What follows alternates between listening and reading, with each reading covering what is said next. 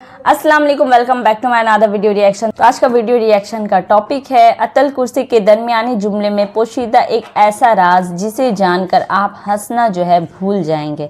कुरान की ये ताकतवर आयत कैसे एक इंसान की ज़िंदगी बदल देती है। तो जैसे कि हम सब जानते हैं कि अतल कुर्सी जो है एक बहुत ही पावरफुल आयत है और बहुत ज़्यादा कुरान शरीफ की सबसे अफजल आयत है और इसके काफ़ी ज़्यादा फ़ायदे हैं। तो और भी इसके अलावा बहुत सारी चीज़ें जो है इस वीडियो में हम लोगों को जानने को मिलेगी, जिससे एक अगर अतल कुर्सी हम अपने लाइफ में अगर लेकर चलते हैं, अपने रोज़मर्रा की ज़िंदगी में जो है इसे यूज़ करते हैं, अतल कुर्सी को पढ़ते हैं, कि इंसान की लाइफ बहुत हद तक बदल जाएगी, ऐसा कुछ टॉपिक में लिखा हुआ है। तो चलिए वीडियो को देखते हैं। इतने ज़्यादा इन्फॉर्मेटिव है ये वीडियो, तो हम सबको भी वीडियो को देखना चाहिए। तो आप भी मेरे साथ वीडियो को आखिर तक ज़रूर देखिएगा अगर सारी चीज़ें जो है आप जानना चाहते हो तो। जब हम सारा दिन काम करके रात को अपने बिस्तर पर लेटते हैं तो फौरन नींद आ जाती है जी। या फिर लेटकर अपने मोबाइल फोन्स में सोशल मीडिया का बेमकसद इस्तेमाल करते हैं, जिससे हमारी नींद में खलल पैदा होती है और हम वो रात बेचैनी में गुजारते हैं। हम मुसलमानों के लिए ये ज़रूरी है कि सोते वक्त अल्लाह का नाम पढ़कर सोएं, और जब हम कुरान पाक की सबसे ताकतवर आयत यानी आयतुल कुर्सी पढ़कर सोते हैं तो अल्लाह हमारी हिफाजत के लिए एक फरिश्ता भेजता है जो बुरे ख्वाबों और तमाम बुराइयों से पूरी रात हमारी हिफाजत करता है, और हम पूरी रात अल्लाह की हिफाजत में सुकून की नींद सोते हैं।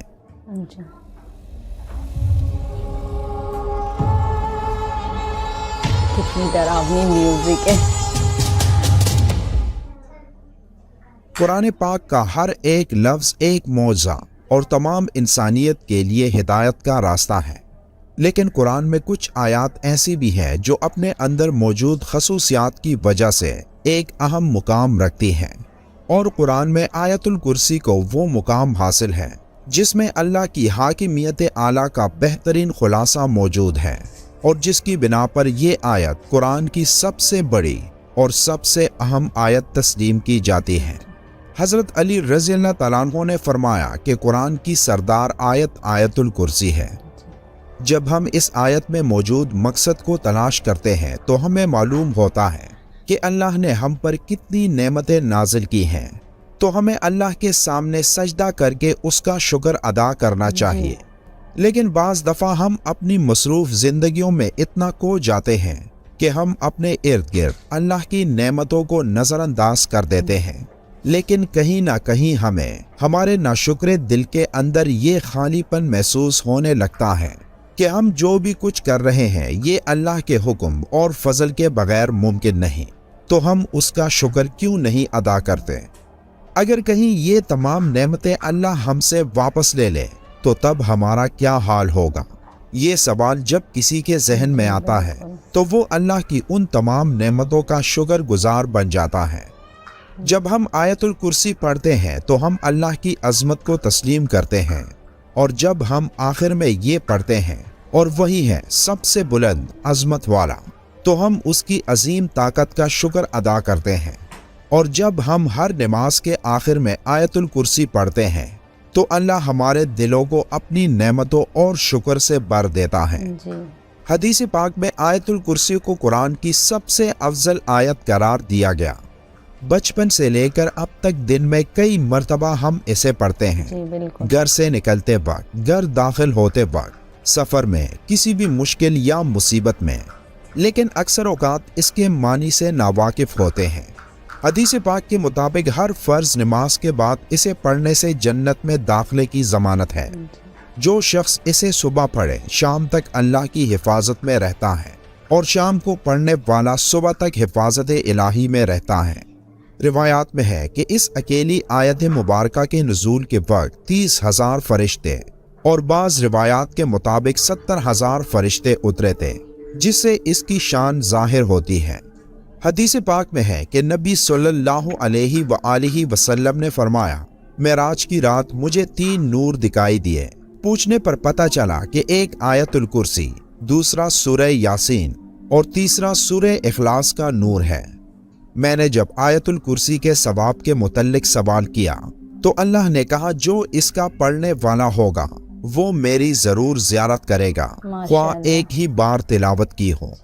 حضرت علی رضی اللہ تعالیٰ عنہ سے مروی ہے کہ نبی صلی اللہ علیہ وآلہ وسلم نے فرمایا، جس نے آیت الکرسی اپنے گھر میں تلاوت کی تو 30 دن تک اس کے گھر میں شیطان نہیں آ سکتا اور 40 دن تک جادوگر کا جادو اثر انداز نہیں ہو سکتا۔ آیت الکرسی کی پہلی آیت کا اختتام اللہ کے 2 خوبصورت ناموں پر ہوتا ہے، یعنی الحی اور القیوم، یعنی وہ ذات جو خود اپنے بل پر قائم اور سب کو قائم رکھنے والی اور سب کو سنبھالنے والی ہو۔ اب حیرت انگیز بات یہ ہے کہ اس پہلی آیت کے پہلے جملے کا اس آیت کے آخری جملے کے ساتھ ایک گہرا تعلق ہے۔ اس آیت کے آخری جملے میں پھر سے اللہ کے 2 نام آئے ہیں جو اس طرح ہیں، اور وہی ہے سب سے بلند عظمت والا۔ اس آیت کے دوسرے جملے میں اللہ فرماتا ہے، نہ اس کو اونگ آتی ہے اور نہ نیند۔ تمام مخلوقات وقت کے ساتھ سست پڑ جاتے ہیں، آرام مانگتے ہیں، نیند چاہتے ہیں، سوئے بغیر رہ نہیں سکتے، اور نیند موت کی ہی ایک صورت ہے۔ اس لیے اس آیت کے اس حصے میں ذکر ہے کہ وہ ذات پاک، زمان و مکان کا حاکم، طاقت کا سر چشمہ، ہر لحاظ سے مکمل اور چوکس، اپنی مخلوقات کے ہر ذرے سے باخبر ہے۔ اب اس آیت کے 8ویں جملے میں دیکھیں کہ اللہ کیا فرما رہا ہے، اور اسے زمین و آسمان کی حفاظت تک آتی نہیں ہے۔ اس آیت کا دوسرا جملہ اصل میں اس کے 8ویں جملے کے ساتھ کنیکٹڈ ہے، جس میں اللہ یہی فرماتا ہے کہ نیند اور آرام اس کی پیدا کردہ مخلوق کے لیے ہے، اور اللہ نہ سوتا ہے اور نہ اسے اونگ آتی ہے۔ اب تیسرے جملے میں ذکر ہے، جو آسمانوں میں ہے اور جو کچھ زمینوں میں، سب کچھ اسی کا ہے۔ اس بات کو سمجھنے سے پہلے ہمیں 2 ناموں کو سمجھنا ہوگا، ایک ہے مالک اور دوسرا ہے ملک۔ مالک کا مطلب ہے اونر، اور ملک بادشاہ کو کہتے ہیں۔ اب ان دونوں میں بہت زیادہ فرق ہے۔ ملکیت چیزوں کی ہوتی ہے، جبکہ بادشاہت لوگوں پر کی جاتی ہے۔ اس آیت میں اللہ فرماتا ہے کہ جو آسمانوں میں ہے اور جو کچھ زمین میں ہے، سب کچھ اسی کا ہے، یعنی وہ ہر چیز کا جو اس نے پیدا کیا اس کا مالک ہے۔ اب اس آیت کے 7ویں جملے میں اللہ فرماتا ہے، اس کی کرسی سب آسمانوں اور زمین پر حاوی ہے۔ جب اللہ اپنی کرسی کی بات کر رہا ہے تو مطلب کہ وہ اپنی بادشاہت کی بات کر رہا ہے، اس لیے اللہ مالک بھی ہے اور ملک بھی۔ پھر 4تھے جملے میں اللہ کا ارشاد ہے، کون ہے جو اس کے سامنے اس کی اجازت کے بغیر کسی کی سفارش کر سکے۔ پھر 6 جملے میں فرماتا ہے، اور وہ اس کے علم میں کسی بھی شے کا احاطہ نہیں کر سکتے مگر جتنا وہ چاہے۔ اب 4تھا اور 6واں جملہ ایک دوسرے کے ساتھ منسلک ہیں، یعنی پہلا جملہ اور جملہ نمبر 9، دوسرا اور 8واں جملہ، تیسرا اور 7واں جملہ، 4تھا اور 6واں جملہ ایک دوسرے سے منسلک ہیں۔ تو باقی کون سا جملہ رہ جاتا ہے؟ تو وہ ہے جملہ نمبر 5، جس میں اللہ فرماتا ہے، اللہ جانتا ہے جو ان سے پہلے ہو چکا ہے اور جو ان کے بعد ہونے والا ہے۔ یہ جملہ اس آیت کے بالکل درمیان میں ہے، جس سے پہلے اور جس کے بعد جو کچھ بھی اللہ نے بیان فرمایا، اس کے بارے میں اس 5ویں جملے میں فرمایا کہ وہ سب جانتا ہے اور اس سے کچھ بھی چھپا نہیں۔ اب اللہ کے سوا ایسا کون کہہ سکتا ہے؟ بے شک قرآن اللہ کے الفاظ ہیں، جس کی ایک ایک آیت ہمارے لیے ہدایت کا راستہ ہے۔ اللہ تعالی ہم سب کو قرآن کریم سمجھ کر پڑھنے والا اور اس پر عمل کرنے والا بنائے، آمین۔ ویڈیو کے آخر میں ایک بار درود شریف پڑھنا مت بھولیے گا۔ ملتے ہیں ایک اور معلوماتی ویڈیو میں، تب تک کے لیے اللہ حافظ۔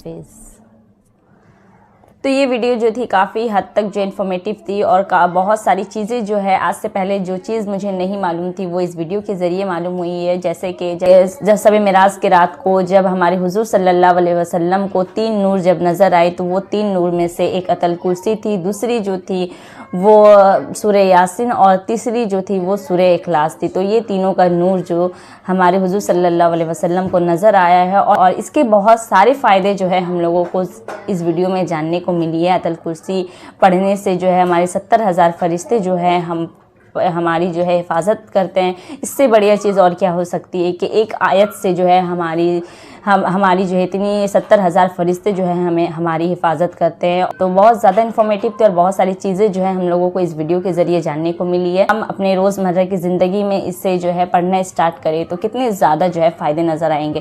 تو انشاءاللہ آپ کی جتنی بھی پریشانیاں ہیں، جتنی بھی تکلیفیں ہیں، اس آیت الکرسی کے پڑھنے سے جو ہے کئی حد تک آپ کو راحت مل سکتی ہے. تو ویسے آج کا ویڈیو یہیں تک کا. اجازت دیجیے، پھر ملتے ہیں ایک نئے ویڈیو ری ایکشن میں. تب تک لیے اللہ حافظ. دعا میں ضرور یاد رکھیے گا. Bye bye.